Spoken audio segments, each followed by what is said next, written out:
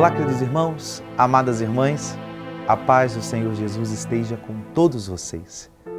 Hoje, quinta-feira, dia 11 de abril, estamos na quinta semana da Quaresma e meditaremos no Evangelho de São João, capítulo 8, versículos 51 a 59. Naquele tempo, disse Jesus aos judeus: em verdade, eu vos digo, se alguém guardar a minha palavra, jamais verá a morte. Disseram então os judeus: agora sabemos que tens um demônio. Abraão morreu, os profetas também. E tu dizes: se alguém guardar a minha palavra, jamais verá a morte. Acaso és maior do que o nosso pai Abraão, que morreu, como também os profetas? Quem pretendes tu ser? Jesus respondeu: se me glorifico a mim mesmo, minha glória não vale nada. Quem me glorifica é o meu Pai, aquele que vós dizeis ser o vosso Deus. No entanto, não o conheceis, mas eu o conheço, e se dissesse que não o conheço, seria um mentiroso como vós. Mas eu o conheço e guardo a sua palavra. Vosso pai Abraão exultou por ver o meu dia. Ele o viu e alegrou-se. Os judeus disseram-lhe então: nem sequer 50 anos tens, e vistes Abraão? Jesus respondeu: em verdade, eu vos digo, antes que Abraão existisse, eu sou. Então eles pegaram em pedras para apedrejar Jesus. Mas ele escondeu-se e saiu do templo. Palavra da salvação.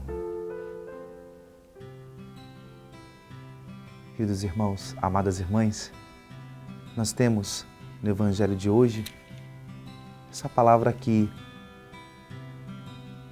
os judeus, ao ouvirem, perceberam uma realidade impactante, principalmente porque Jesus faz uma relação direta do guardar, da vivência da palavra, uma realidade da eternidade. Aqui, nosso Senhor fala claramente: quem permanecer, quem guardar a palavra, não morrerá, mas terá a vida eterna.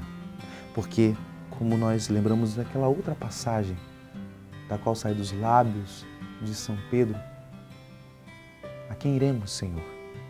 Só Tu tem palavras de vida eterna.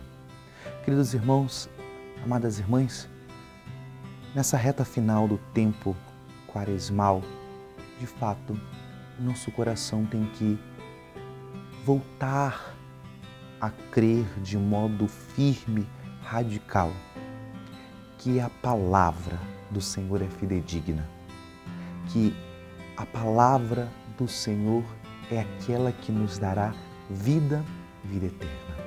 E a palavra nos conduz a essa realidade de transcendência. Porque a grande realidade dos judeus que começaram, nós vemos o desfecho desse evangelho, os judeus estavam desejando matar Jesus, estavam desejando muitas das vezes apedrejá-lo, persegui-lo, porque eles não acreditavam. E eles entendiam as palavras de Jesus como uma realidade totalmente ordinária. Eles não tinham a capacidade de ter um olhar e uma compreensão espiritual.